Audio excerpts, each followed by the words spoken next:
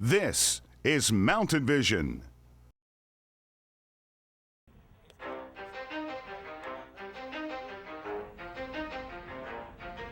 Welcome to the Wildcats Football Coaches Show, your home for all things Flint River football, with Wildcats head coach Josh Dare and your host David Carden.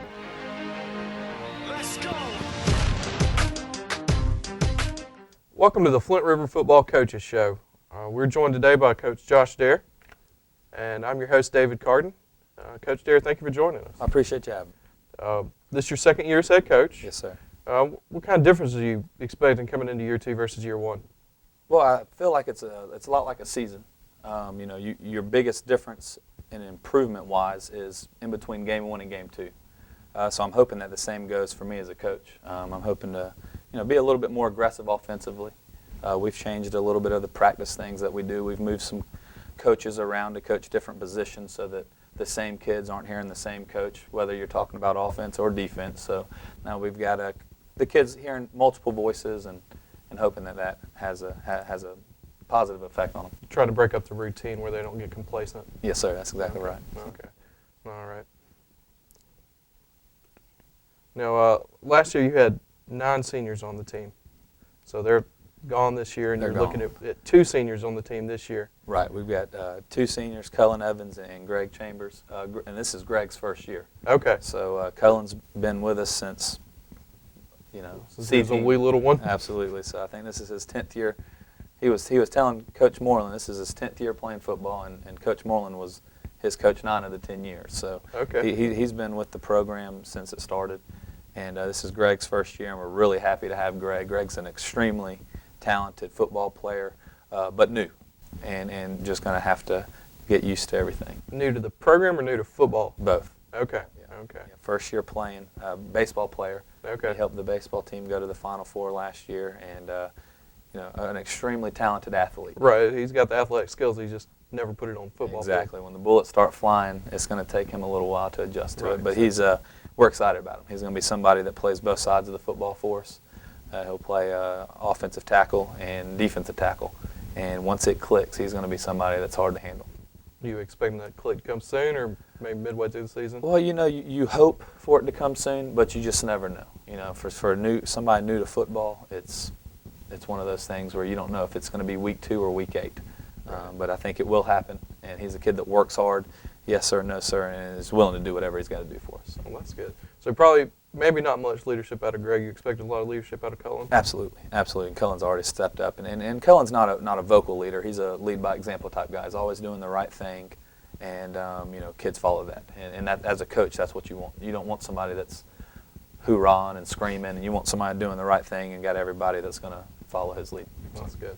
Any underclassmen you see stepping up, take a leadership role? Yeah, with two seniors, I think that the juniors are understanding that they're going to have to do the same. We got a bunch of juniors that are stepping up, and they've matured a lot since last year, and that is a really good thing to see. They've been getting after it in the weight room and during practice and in the scrimmage and the practices that we've had. They've just been. This is their year 2 in the program, so they understand what we expect, and they're following through with it. Well, that's good. That's good. You're speaking of the practices. You've had 2 joint practices, one with Trinity, and then you had a scrimmage that was with Loganville Christian. Yeah. What did you learn from your team out of those? I learned that we've got something this year to work with. I don't know how we're going to be early. We have 4 guys returning that played the same position they played last year. So out of 22, 11 on each side, we've got 18 new starters. Okay. And we like what we got. We really like our team. We're athletic. We're strong. We've got speed. But it's going to take some time to get settled into those positions. So I don't know how good we're going to be early on, but we really think this is a team built for a late run. Well, that's good to know. Those first couple 3 games, get in there, get them everybody adjusted, used to it, settled in. That's exactly right. And then get moving. Yeah, that's okay. exactly it. So you're expecting a deep playoff run? I would really like it. These kids have really worked hard, and they deserve it. They really do. And it's going to be tough. We play 5 AAA teams, 5 AA teams, so we got to get through injury free. That's key in small school football. That's key in most football. That's though, right. injury That's free. right. If we can get through injury free, I really like our chances late in the year. Okay. Yeah. You said you got 4 kids coming back as starters, 18 new ones. Yep. Now, how many of those are playing both sides of the ball? The majority of them. Majority of them, yeah. Okay. It's I think we probably have 20 guys, or 20 positions where They're it's back the and same forth? guy, yes, sir. Okay. Yep. All right. Well, you got to do that with a small school. Absolutely. You got a new quarterback coming into this year. Yeah. Last year you had David Scott Chester, Mm-hmm. who was All-State at the position. All-State. Tell us a little bit about him last year. Man, he did a phenomenal job for us last year. It was his senior year, and we asked him to play quarterback, so it's not like he had experience, and he stepped in and just did a phenomenal job for us. He's All-State, which is voted on by the coaches. That's not something that we grant him. So when the coaches across the state recognize it, it's a nice representation of the school, and it really is a good representation of him. He worked hard. He had to learn a new position. He had to learn on the job, and he did a great job. Yeah, that must have been tough having to come in and that'd be your first year, and then you go All-State doing that. So Yeah. that says a lot about him Well, and the coaching staff. Well, and the place we're really going to miss him is at corner. Oh, really? He was a shutdown corner for us. Okay. So him graduating, we lose a great corner and a great quarterback. So When I was out at the joint practice with Trinity, and y'all were doing 7-on-7s, and I don't know the guy's name. He had number 9 on at the time. I saw him make a couple of interceptions. yeah, that's Chester's little brother, Oh, is it? Jacob. Okay. Yeah, so he did a good job for us. Y'all counting on him? Actually, DB no, it did? wasn't. You know No? what? Never mind. With practice jerseys. Right. Yeah. So I don't know. Yeah, who it was. I don't know who number 9 is in a practice jersey. You're supposed to know all the numbers. Well, they all just go grab one and put Just one on. whatever they grab. Yeah. Okay. So how do you keep up with them during practice if they're just all wearing random jerseys? We can recognize them. You recognize That's them? a good thing. Okay. Small school football, all 30 of them, or 32 of them. Yeah, it's hard to forget them when it's just that few. That's right. Okay. All right. So this year you're gonna have the new quarterback Parker Williams. Tell us a little bit about Parker coming into the season. Parker is a very talented kid, very skilled athletically. He throws the ball well, and he moves well. So we've got a lot of stuff designed for him, a lot of zone reads to where if somebody collapses down on the running back, he's got the option to pull it and go, and he's somebody that can hurt the defense if they're not accounting for him. So Okay. they're going to have to account for him every play, or like I said, he can hurt them quickly. So he's got a little speed to him. He's probably our second fastest kid on the team. Okay. And he can go. What about the arm? He throws it well. He throws the mid-range pass very good. As far as throwing it deep, that might be one of his struggles, but we're not a team that's going to sit back there and just chunk it deep a lot either. Right. Y'all gonna be on the ground most of the time. Absolutely. We've got 2 really good running backs to go along with Parker, and we're going to feed them. And Okay. we've like I said, we've got a new line, so they're going to struggle early, but we really like our line. So we really think once they catch the hang of it, and I think that get the hang of it, they're going to click and get it moving. Now, are all 5 linemen new? We return Luke Hardaway and Dylan Murray. So that's our left side guard and tackle. Okay. And then the whole right side center and right right side, side. brand new. Okay. Yeah, that'll be a learning experience. Absolutely. Yeah. At least it's that left side, the blind side, that's coming back. Well, and we could have split them up, but they played together last year, and we wanted to keep them together again this year. Yeah, probably you got 3 new ones coming in. You want to keep somebody together that has a little continuity, Right. understands what's going on. That's exactly right. So will you favor that left side with your plays a little more, maybe? No, because we pull so much. Okay. Our guards are constantly pulling, so we really like Dylan pulling, and our center and our right side, we got Joe Fryer, we got Dalton Bowen, and we got Greg Chambers over there, and they're strong, and we feel like they can move people, and we'll have Dylan and Luke on the backside wrapping around and helping them out. So Okay. So a lot of movement out of the offensive line then. that's what we're hoping for. So that's what we're hoping That's for. the plan anyway. Absolutely. Okay. Do the same 5 crossover and play 4 on the defensive line? Well, we run a 3-4. 3-4. And, our nose guard right now is a new guy, Ben Talley. This is his second year at the school, first year playing, but he is somebody that in the scrimmage on Saturday versus Loganville, we were really, really proud of and happy to see he really got after it. Then our 2 tackles will be Luke Hardaway and Greg Chambers. Okay. And our front 3, from what we've seen so far, they are tough to handle. Really? They are tough to handle. They're quick, they're athletic, and they're strong. That's good. Pass rush is important. Absolutely. What about the linebacking core? Linebacker, we returned Dylan Murray. Okay. And we got a sophomore and a junior right now battling. Sam Baggerly and Dawson Taylor are battling for that weak side linebacker. And then our 2 outside linebackers are Brett Williamson and Dalton Bowen, 2 guys that we really expect a lot out of. They are playmakers on the defensive side of the ball, and they're going to be on the edge, and they're going to be coming. And anybody that tries to bounce it, they're going to get hit hard by those two. So well, that's good. Now, as a coach, do you prefer having an incumbent starter and knowing this is the guy, or do you like to have that battle leading up to the season? Oh, you like the battle. You really do. I mean, I wish we had battle at all 22 positions because it makes people push and work harder and do everything right all the time. So as a coach, you always want the battle. The good thing about these kids is they know the task at hand. They know that we're a small school. We're going to be playing a lot of big schools, and even some of the schools that are AA are still bigger than we are. So they know that we got to be perfect. It's going to be a fight every week. Exactly. If we don't come to play, it's going to get ugly, and that's all 10 games. We don't have a cakewalk at any game. Okay. Now, in the schedule, you only played 2 region games, so there's only 3 teams in the region? There's only 3 teams in the region. That's okay. right. That's right. They reclassified last year, and it's Dawson Street and Piedmont Academy. Piedmont. Okay. All right. And where are those schools located? Just Dawson Street's in Noonan, okay. and Piedmont Academy's in Monticello. Monticello. Piedmont won the region last year, and they went on to play Memorial Day for the state title last year. So, oh wow, okay. So we finished second, but we also finished second to the state runners-up. So they had a solid team last year. Well, pretty good position to be in then, I guess. Right, not terrible. Something good to build on for this year. That's it. Okay. So in your practices leading up to the season so far, who's really caught your eye and stood out? We got a junior, number 12, Brett Williamson, who is just he's a football player. He's a kid that wants to go out, and he wants to hit you every play, and he wants to hurt you, and he wants to do it within the rules, but he comes with bad intentions. And he's a kid that we're really going to expect a lot out of this year. He's going to run the football for us. A lot of times when we run the football, if he's not at running back, we're going to be running towards him. He's a great blocker. He's a great running back. He'll be playing our strong side outside linebacker, and he is just a football player. That's the only way to describe him. He plays football, and it's fun to watch. Well, those are the kind of kids you like to have on your team. Exactly. Just people out there that just want to be out there, just want to play, want to have fun, Yep, that's it. and then hit somebody. Yep. He's a kid that he's got a lot of just natural God-given talent, and you don't have to coach every aspect of the game into him. He's going to go out there and make plays, and he plays aggressive. So. That instinct, that's something you can't teach anyone. It's impossible. Right. It's there or it's not. Right, he's got it. So. And then, we get James Murphy. He ran the ball for us last year. He'll be at running back again this year for us. He's the type of guy where if he gets loose, he's gone. You don't catch him. And he's somebody that we're going to rely on a lot in our offense. He's going to get the ball a lot.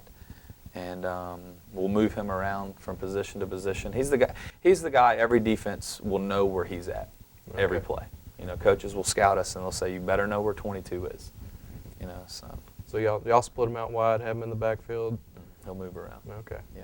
Now, will he play any quarterback? I know he played a few snaps quarterback last season. Well, at the beginning of the summer, it was Parker and James. They were both the 2 quarterbacks. Okay. And both of them did a great job. We just feel that, James is very valuable to us moving him around, and Parker does a great job at quarterback. He understands what we expect out of him, and he's fine with the pressure of being quarterback. He's not somebody that's going to get overwhelmed by it. And neither is James. We just feel like having James in the backfield and moving him around, it's going to help the offense a lot more. Be a little bit more of a playmaker than the facilitator. Right, exactly. Okay. And we're going to have packages in where James is the quarterback. And we'll put 12 and 22 in the backfield and watch the other team go crazy. Right, exactly. So, yeah, that's exactly right. So we got a lot of pieces. We got a lot of pieces, and we got a lot of good pieces. We just got to piece it together. It's right. gonna, we open up with Heritage, then we play Trinity, then we play Skipstone, then we play Westwood. So 3 out of our first 4 games are AAA schools. So we don't have time to really learn on the job. We're throwing you got to be ready to go. That's right. Y'all going to hit it hard early. Exactly, and it's it's something when you have 18 new starters or new positions. You got to preach to the kids. We want to go out and win every day, but our main thing right now is we got to get better and we got to build for October and November. Right. You got to build for that down the stretch. But playing those big schools, that tough competition early, that's got to help all the new kids. Yeah, you're throwing them out there in the fire, but that's good competition for them. Absolutely. If you get through healthy, the wins and losses, you want to go win every game, but at the end of the day, you're really worried about those 2 region games. We definitely don't want to go 2-8. We would love to go 10-0. Right. but there are some games that are more important than others. And you know, early on, it's going to be a learning experience, and we would love. Hopefully, it clicks early. If it clicks early, it's going to be a really fun season all year. But it's probably going to be a little bit of a struggle early, and it's just something we're going to have to deal with and push forward and just keep telling the kids, you know, big picture. You know, we got the big picture in mind. So. Right. There's a goal down at the end of the road. It's not, you know, okay, maybe we struggle week 1, but that's not what we're focusing on. That's exactly right. Now, you mentioned Heritage Game 1, and that's coming up Friday, August 21st, and in Woodbury at home. That's it. Does it make a difference starting that season at home versus on the road? Well, it makes a difference starting it against them, because we went up there, they had a brand new head coach, and we go up there and beat them week 1, 13-12 last year. So they're going to be coming this year ready to go. They're a AAA school, we're a AA school. Nobody likes losing to a smaller classification, so they're going to come ready for revenge. So I think we're going to be ready for them, but they are a really good team. They're well coached. They got a lot of talent. They're big. They're fast, and they're definitely a team. If you don't come to play, they could run you out of your own field. So. That's not what you want to happen week 1, though. No way, no sir. So y'all gonna be ready to play too, then? Absolutely, absolutely. Okay. Our kids understand it. It's a rival. You know, it's we're 30 minutes from each other, so there is a rival there. But it's a clean rival. It's a fun rival. You know, after the game, everybody respects each other. There's no dirty plays or anything, but it's definitely a game both teams really want to win. Nobody likes losing to them. Right. That rivalry always puts a little extra on the. That's right. So what kind of week do y'all have leading up to a game? You know, we'll go hard practice Monday through Wednesday, and Thursday we'll take it easy. There are a bunch of new rules as far as hitting and what we can do during practice, so that does handicap what we have done in the past. But in a small school, you can't hit too much, because if you hurt somebody in practice, you really feel like a knucklehead. You know, so you know, it's going to handicap us a little, but you know, just it's grind time. You know, football's a grind, and it's 10 weeks of regular season, and then hopefully 4 weeks in the playoffs. Now, you spoke of those new rules. Those are new state rules that they put in place about. Is it about how much the kids can hit each other, or when y'all start wearing pads? Or? No, it's hitting. There's a limited time now on how much you can hit per practice and how many practices in a row you can hit. So, like I said, you know, in the past, most teams of Monday, Tuesday, and Wednesday of hitting, contact, full contact, you play hard. You take Thursday off, you play Friday. But now you can't do that. You can only hit 2 days in a row. Okay. So you got to pick the 2 days you hit and go from there. Okay, so even during the summer or before the season starts, it's only 2 days in a week? Well, summer was really tough because during 2 days, you could only hit in one of those practices. Oh, okay. So, you know, and then you could only hit 2 days in a row. So on the third day, you basically can't hit at all. Right. And every other practice you can't hit. So it was tough, but you know, the kids got used to it, and you know, and as coaches, you just got to find other things to do, and we have plenty to work on. So it didn't really affect us. We had so much to work on with the new kids and new starters that it didn't. It didn't affect the development or anything? Well, that's good. So in the new rules in practice, it kind of slows everything down. Does that affect the quarterback's ability to read that defensive end in the read option? I don't think so. What it does is it allows us to spread people out, and then now they have to take and count the quarterback as an offensive player. A lot of times in the past, you know, when you get a more professional style offense, you're not as worried about that quarterback. Right, he's kind of a statue back there in that pocket. Exactly, but now with the read option in play and with everybody spread, what it does is it makes it to where the backside of the defense can't just go chase the football every play. They've got to sit at home. So with that being done, you know, you can leave some guys on the backside unblocked, and they can either take themselves out of the play, or they can sit on the backside and you just give it to the running back to the strong side. Yep, and then he's gone off the field. Right, and you got numbers to the strength. So okay, yeah. Okay. So and that's all on the quarterback. That's his decision. Y'all don't kind of tell him which way to go heading out there? No, it's something that we practice every day. You know, the offensive line knows the guy that we're reading every play, and the quarterback knows it. And if it's all about which direction he goes. So if he crashes down, we keep it around the edge, and if he stays flat, we give it to the running back going to the other side with a bunch of lead blockers. So usually that's a fairly successful system to run, especially at this level, right? Yeah, it is absolutely. You know, it's back in the day, the wing tee was real popular, and the split back veer was real popular. You know, Flint River had years of split back veer where They probably went 3 or 4 years and only lost 1 or 2 games. So basically what it is just a combination of the two from shotgun, where you're running a bunch of wing T plays and you're running a bunch of veer plays. But it's out of shotgun.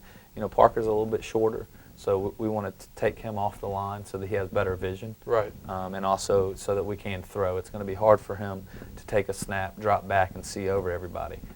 So we got him off shotgun. Now we can roll him out easier. Play action's a little more effective.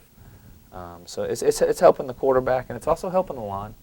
And it's, you know, like I said, well, if we spread them out, if they don't spread out with us, Parker's, you know, he throws the quick passes great.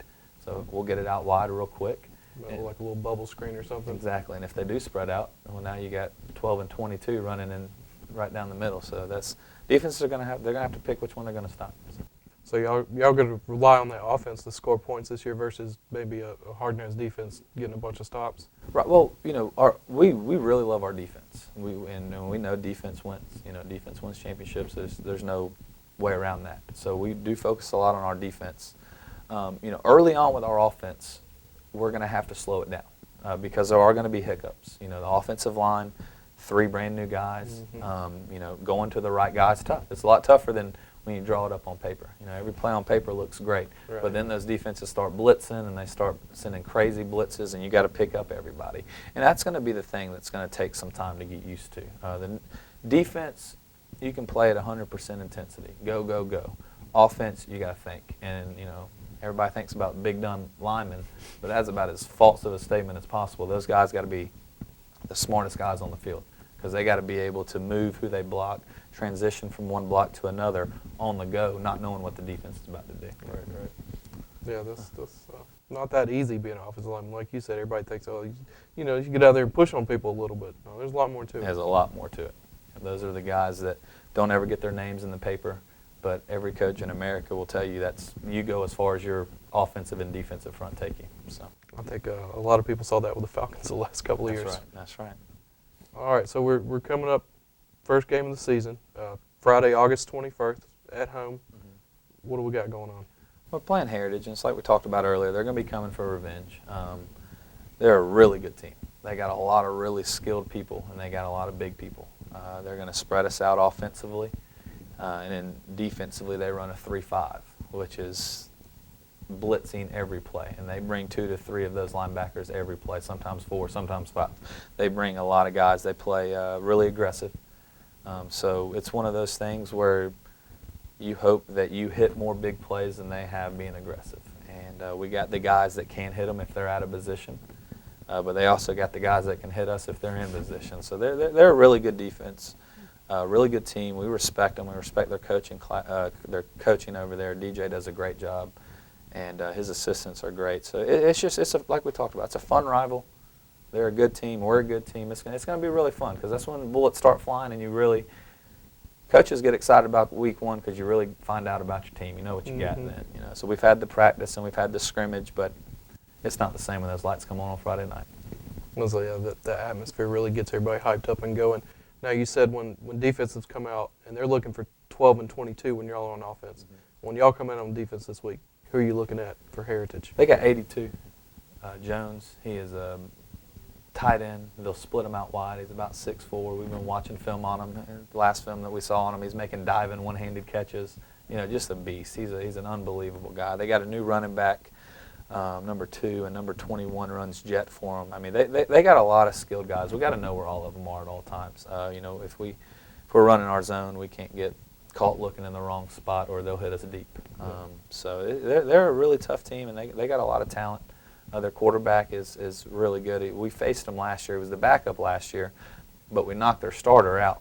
Okay. So we got to see him for the whole game. And he throws it well. He runs it well. He's a good decision maker. Like I said, they're a solid team. They're a really good team.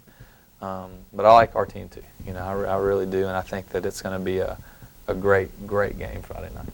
I think we're all looking forward to a great season from Flint River. Well, I hope so. You know, we're looking forward to it. The kids have worked hard. We really like our team, but it's like I said earlier. You know, there may be some growing pains earlier, but I think this is a team that's really built for the long haul. For the long haul. Okay. Yeah, I really do. So they're going to make that playoff push this year. I hope so. I really do. They're working hard, and they're learning, and they're getting better, and I like the team. We really do. All right, so we were talking to y'all had a lot of seniors leave. I think 9 left on the team, and probably one of the biggest was Lane Law. Yeah, Lane Law did a great job for us last year. He played tackle and tight end for us.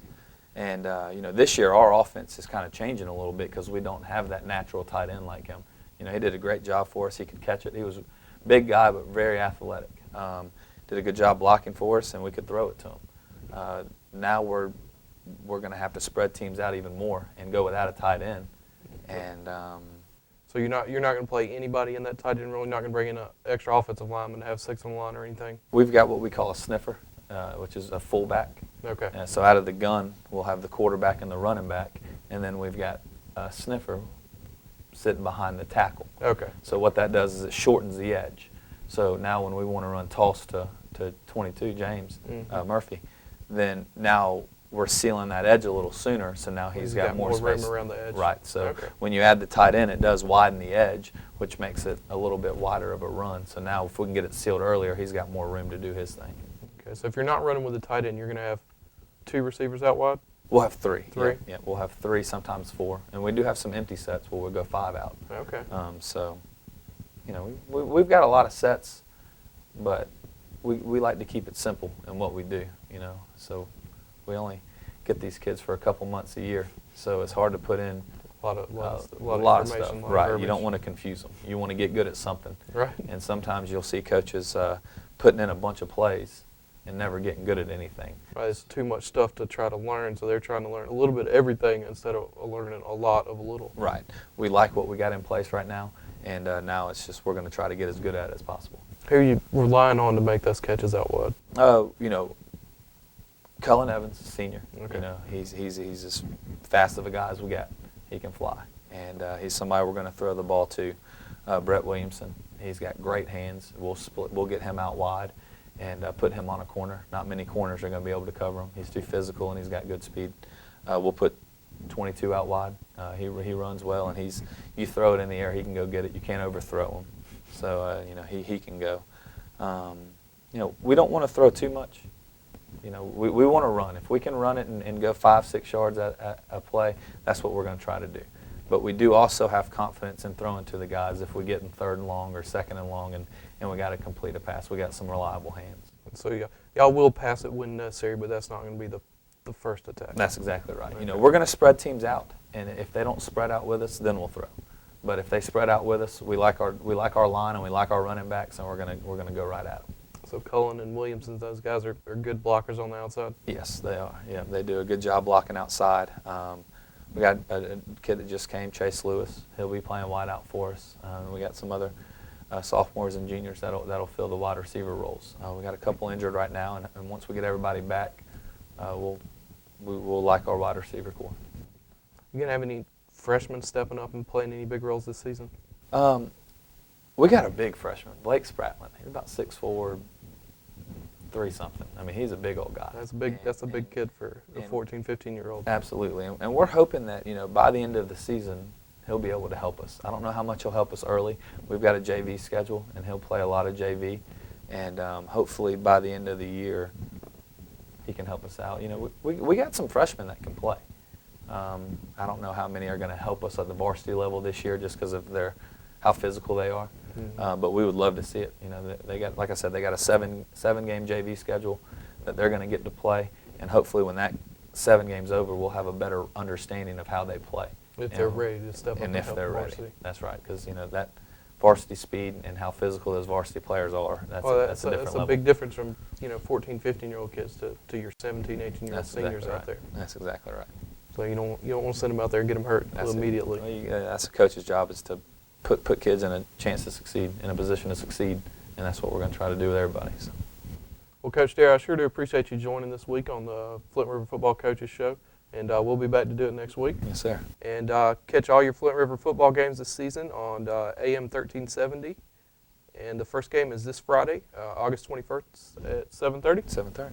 All right, in Woodbury. Thank you for watching the Wildcats Football Coaches Show. Join Coach Dare and David Carden next week as they continue to review and preview all the Wildcats football games right here on Mountain Vision. Let's go! This is Mountain Vision.